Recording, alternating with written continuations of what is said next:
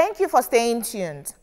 The Minister of Health, Professor Onyebuchi, in a statement while inaugurating the Cardiovascular Center at University College Hospital UCH Ibadan, urged Nigerians to seek local medical solutions for heart disease instead of seeking treatment abroad and wasting money.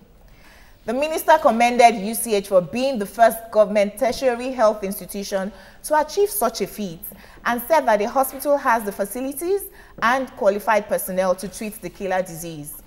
In a related development, the Ministry of Health is preparing a bill to stop public servants from traveling abroad at the expense of the federal government for medical cases that can be satisfactorily handled in the country.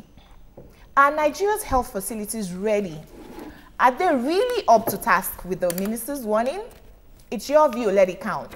You can call us on 07080668014. You can also tweet at us at YourViewTVC.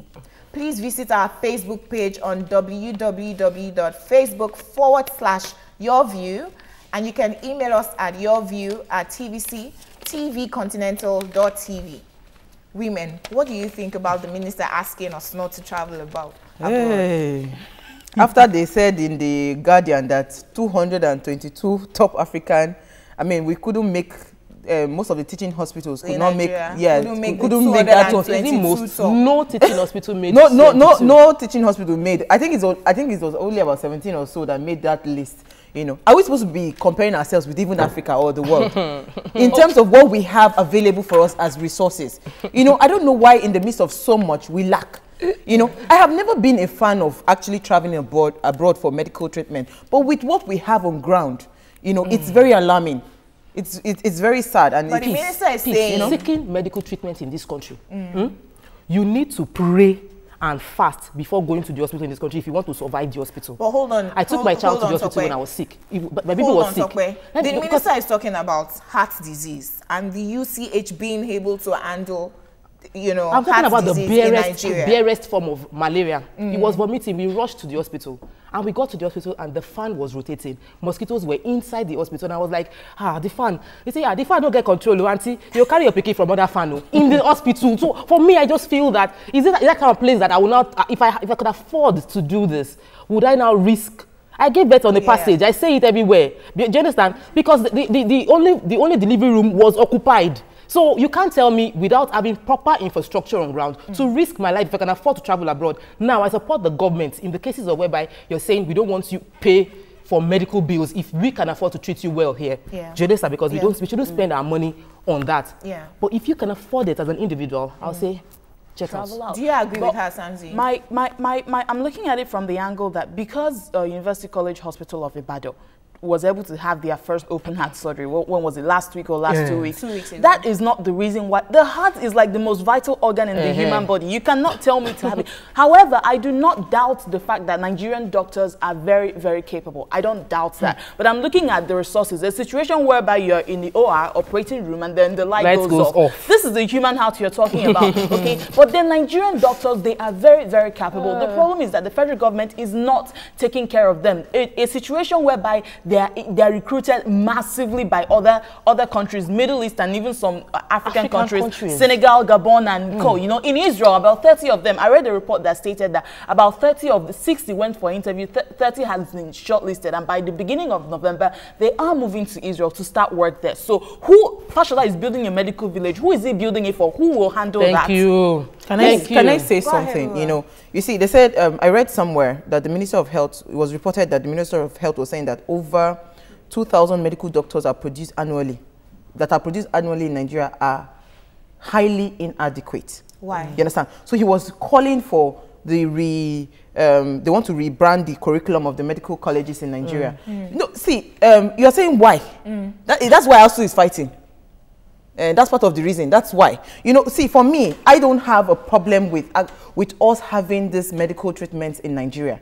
What I have a problem is, before you bring such a bill, make sure that it's not just one hospital. Make sure that in every state in this country, there are capable hospitals that are standardized, that can meet up the requirements. Because trust me, everybody begins to go to these hospitals. They haven't even brought up the bill. They are proposing. They are proposing, yes, definitely. I have someone on the phone. Oluyinka, good morning. Good morning, ladies. Good morning. You are looking lovely. I love your program. Thank But you. most of the time, where you want to start, NEPA will take light. Oh, too bad. Please help me beg them.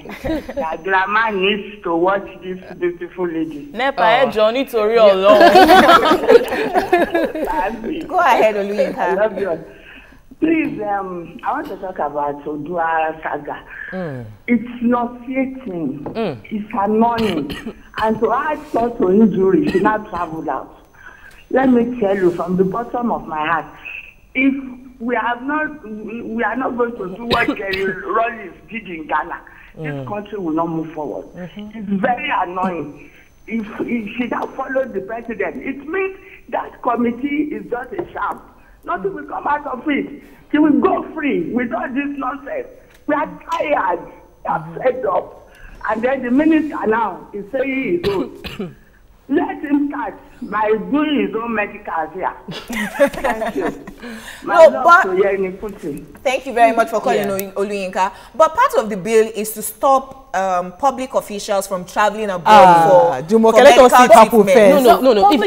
I like the idea that they're starting from there. Yes. Because if they realize that they have to treat basic sicknesses here, they might be forced to make laws to ensure that the medical sector is good. Yes. Now, with the case of doctors migrating abroad and the fact that part of our research says that a lot of our doctors are not actually very qualified, because you see, we have a case in Lasod right now from the research we got that a lot of the doctors that are teaching are just part-time. Locums. Contracts. This shouldn't be in any form, because these are people that will come out and become doctors. They should have the best in terms of training, so that we'll be able to trust them with our life. This is life and death cases. Every doctor controls life and death. No, judging from what even Tokwe said, because this is a very sensitive area. You can't joke with medical doctors. True. Anywhere in the world, they don't joke with them, because these people are the ones that, God uses them to actually help people to get better. I did another research, and it was reported. Hold on, Stanley. Let me take this call. Olusheyi from Surulere.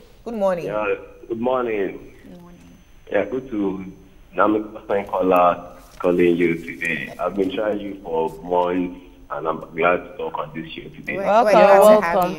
Yeah, okay, concerning the issue of the doctor or whatever, the person that made that statement, the question I want to ask the person is, any professional doctor, that you should show me a professional doctor that does not have any qualification abroad, like that does not go outside this country to get a qualification or experience. And we should take a look at the scratch like this from the scratch of the educational sector. Like our schools, like I finished with a computer science, and throughout my 4 or 5 years in school, I never set my eyes on a computer in my school. Wow. So how come we, a doctor now, go through the experience or get? Judging from what he's saying, this was what I read, somewhere. It said that 333 doctors, both medical and dental doctors, they were inducted, you understand? Yeah. And out of that 333, 317 were foreign, were trained abroad. Wow. Only 16 were trained in Nigeria and in Igbinedion University. Do you understand what I'm saying? Like somebody said earlier, everything that affects ASU affects every sector of Nigeria. It affects engineering. It affects so many things. Also, the thing is, our country is used to, our government, our leaders are used to making policies. They are quick to make policies. Let's ban importation of fish, ban importation of chicken, ban importation of cars, stop them from traveling abroad. When you don't put structures on ground to ensure that it will be easy for the people at large, you must put structures on ground. If you have provided us with enough cars, you can say we should not go and buy a car. If we have good hospitals, say we should not go to hospitals. But don't just tell us not to go without putting your house in order at first.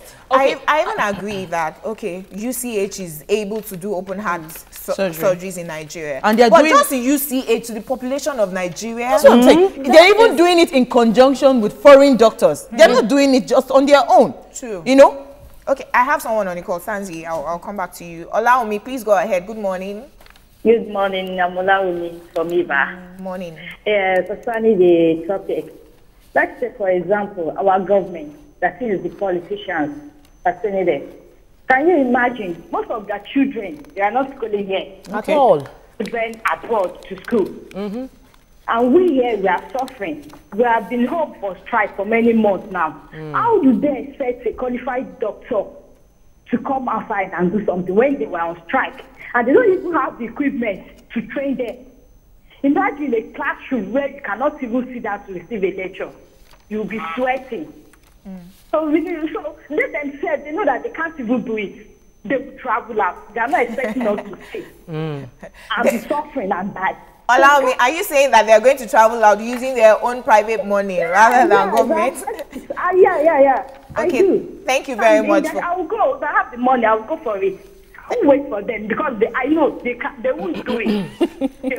Thank you so much, allow me. Thank you. I want to just say something. You know, the current ratio in Lagos is 1 to 14,000. Okay. That's 1 to 14,000. One doctor to treat 14,000. Sometimes there was a doctor said that sometimes he treats between 70 to 80 patients in a day. Can you imagine? Now, when I went for antenatal one day and I was carrying twins, I lied down and the man just touched my stomach.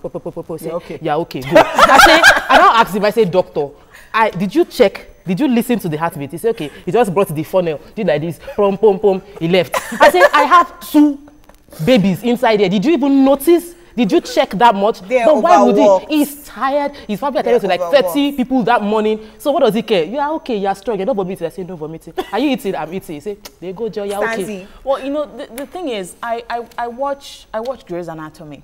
It's no, seriously. It's very educative. I understand it's a movie, it's a series, but then it's make believe to an extent.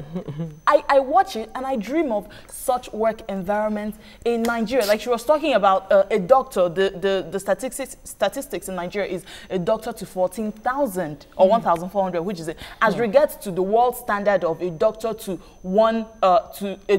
600 patients. Now you look at a situation like that and you wonder, why is this going on? We don't have training, and doctors like this, they are too overworked. A situation where one doctor is allocated to 70 patients a day. What time do you have to go for training and update yourself on world technology? Can I just say something before they tweet quickly? Sorry.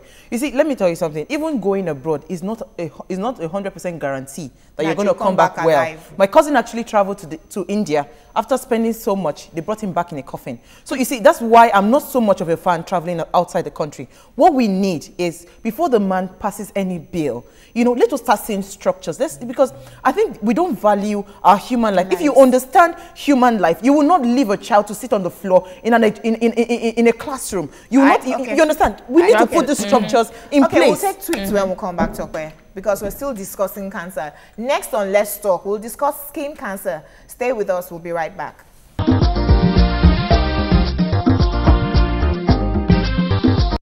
Skin cancers are among the most common forms of cancer.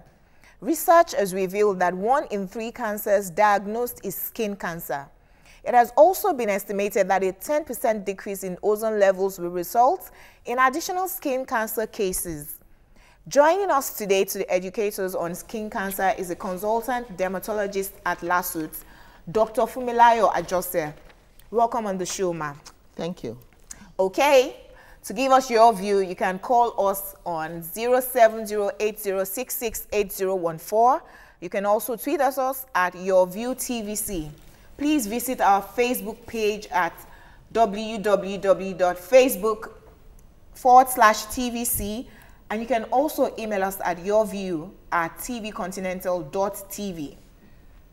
Okay, let's quickly take some tweets before we start with questions. Okay, G8 Summit 2013 says, this is not even an argument. If Jonathan was sick today, God forbid, he will take the next flight to the States. So what is it? Okay. Then someone says, if you can afford to travel abroad to receive better medical treatment, I will.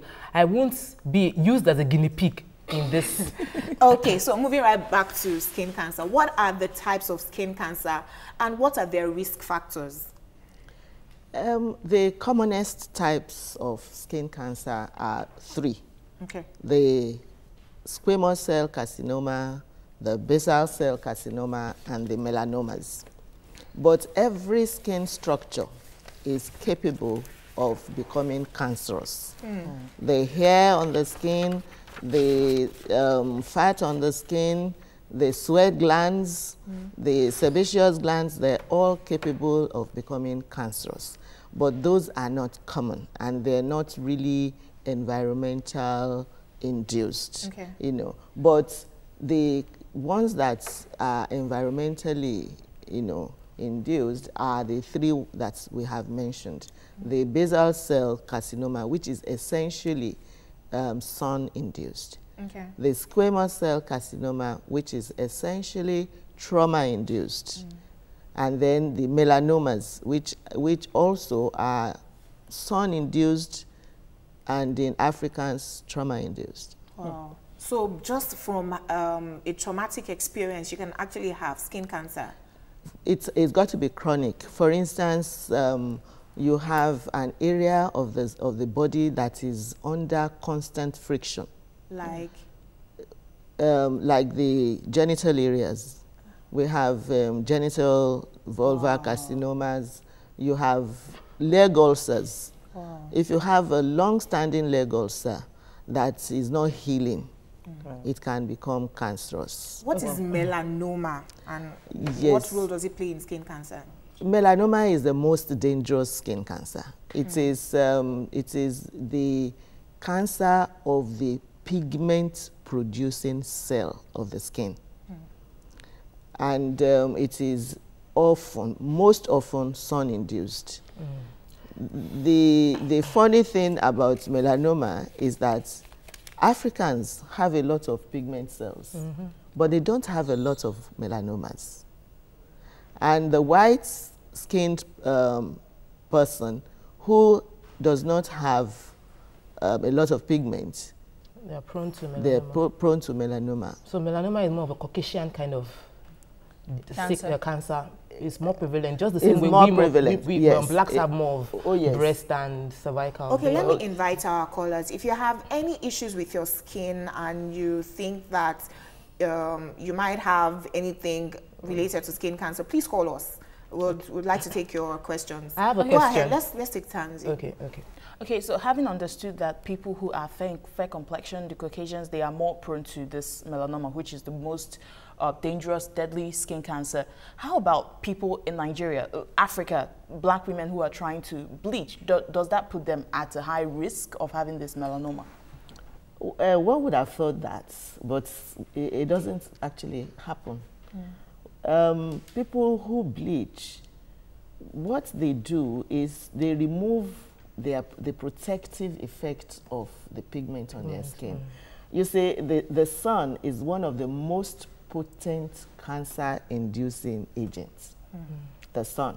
It has a lot of benefits, but it also is a very potent cancer inducer. So when you remove your pigments, you make your skin more prone to the carcinogenic effect of the sun. But we don't develop melanomas. Rather, we develop basal cell carcinomas. Please, let's take a call. Simon, please go ahead. Good morning. Good morning. I just want to this issue of cancer. Hello? We can hear. Hello? We can hear you, Simon. Please go ahead. Oh, sorry. We could hear. You know, you spoke about the fact that the sun actually induces a lot of cancer. Please help us to shed light on the advantages of wearing sun protection clothing, wearing sun protection in terms of SPF induced, but products that have SPF inside it, so that we know what products to use and how to avoid exposing ourselves excessively to the sun, because we live in a part of the world where we cannot avoid the sun. Yes. You see, if you look at what happens in the Middle East, the dress pattern of the Middle Easterns is the most sensible dress pattern to avoid the carcinogenic effect of the sun. Whoever advised them to dress that way must have, understood the dangers of sun. And if you look at it, they cover themselves properly. And they don't go out, you know, in the afternoon. Yeah. You know, if you've been to the Middle East, you will see that the shops are closed, you know, in the afternoon. Yes. Everybody should be indoors in the afternoon. They come out early mornings and late evenings. That is the most sensible way to cope with the sun. I totally agree with that. Let's take Victory. Good morning, Victory. Please go ahead. A splendid morning to all the beautiful faces in the studio. Thank you. Respect to Dr. Fumlayo. It's an interesting topic to talk about, both. Though every one of you has spoken extensively in respect of this topic. But honestly, Tokwe's view towards issues are always absolutely comprehensive and logical. We all know that seeking medical treatment in this country is a great risk because there are no infrastructure on ground. Even the qualified medical teams are all moving to neighboring countries and Europe en masse, where professionalism are being applauded and rewarded adequately. And moreover, is it our insensitive leaders that lack administrative will and good quality leadership that does not provide anything on ground that is talking about passing a bill on the medical sector? They don't have the phone to travel abroad. In the matter of seconds, they are away there. So talk less of the poor masses that cannot afford even a flight ticket, talk less of medical expenses abroad. And we need to talk about this thing. Look inwardly about it, honestly. Thank you, Victory. Sorry, Ma. I know that we've said a lot of things about. I notice I see a lot of people with very, very black, you know, as a result of bleaching, their skin become black. And I think one of my aunts, my mother's friend, I call her aunt, she died. And when they did I think they said it was because of excessive bleaching and all that. We didn't really investigate whether it became cancerous to her because it was really burnt. So I wanted to find out, does apart from wearing sun protection, does our diet, does it have a major role in curbing, you know, skin cancer? Curbing or cursing? No, curbing, okay. To curb it. Okay. Our diet, what we take in. Yes. One of the most effective dietary means of reducing the carcinogenic effect of sun is vitamin A. Okay. Which is abundant in our palm oil. Yeah. Whoa. Palm oil is the richest source of vitamin A. Palm oil is cholesterol. Cholesterol and fatty. Now, wait a minute. That's one of the greatest disservice that has been done to this country. Wow. The wrong information about palm oil is totally false. Wow. Are you serious? You see, cholesterol is an animal fat. Okay. Palm oil is a vegetable oil. Thank you. So it doesn't make sense. You see, it doesn't make sense. There was a lot of politics around, you know, oil, you know, vegetable oils, and Nigeria just allowed itself to fall a victim of that. There is no dietary... Sorry to interrupt you. Let's take Michael before we lose his call. Michael, please go ahead. Good morning. Morning, Michael. I appreciate calling you guys this morning. This is my first time. Good to have you. Thank you. And I just want to say something about this ASU and stuff sharply. You guys even support ASU in a way. ASU has its own fault too. So there are so many things we need to check into that. And I want to speak with Mrs. Fumlayo, Dr. Fumlayo. I have this scar on my head. And I've been to so many dermatologists from different schools in Nigeria, but it's still persistent. I don't know what to do. If you actually give me a appointment to your hospital, maybe you could just treat it for me. He has a scar on his head. Well, we'll tweet. I'll definitely tweet her information for those that need consultation with her. I'll tweet the information. I'll get her contact and tweet it so that we get to know. But I want to ask a question. No, but she was going about diet and cancer. I interrupted her. Yes. Sorry. Yes. There is no greater source of vitamin E, dietary vitamin E, than palm oil. Wow. Again, so we're going back. And next to that is, you know, tomatoes and the green vegetables. You see, palm oil has, you know, a lot of benefits that it worries me when I hear all this misinformation about palm oil, because when you drive people from taking palm oil, The alternative is bleached palm oil. Do you understand that? Yes, ma'am. And it has lost everything. Do you understand that, that when it has lost all the vitamins? Yes, that's when you say don't take palm oil, then people go and take all these vegetable oils that are imported, which are bleached palm oil, from which the major benefit of palm oil has been removed. Wow. So apart from palm oil and vitamin A, how do we prevent skin cancer? It's sun protection, you mean? The other means of preventing skin cancer is appropriate clothing that I have said. Okay. Dietary, and then chemicals. You see, because you can wear clothes to cover most parts of your area, you can eat good food, but sometimes there are some exposed parts of your body that you need to cover. Okay. And that is the genesis of the sunscreen and sunblock creams. Okay. And these creams are meant to be applied to the exposed areas of the body so that you minimize the effect of sun on the skin. Okay. But the sunscreen industry is not perfect yet. Wow. There are a lot of problems, especially with dark skin. We still do not have the best, what I can say, the sunscreen for the black skin. Wow. Okay. Most of the... I apologize to interrupt you again. Let's take Tayo from Ofada. Good morning. Good morning, ma'am. Good morning. I want to ask a question from Dr. Josler. The question is this. It happened, I was operated sometime this year because I have a cancer of colon.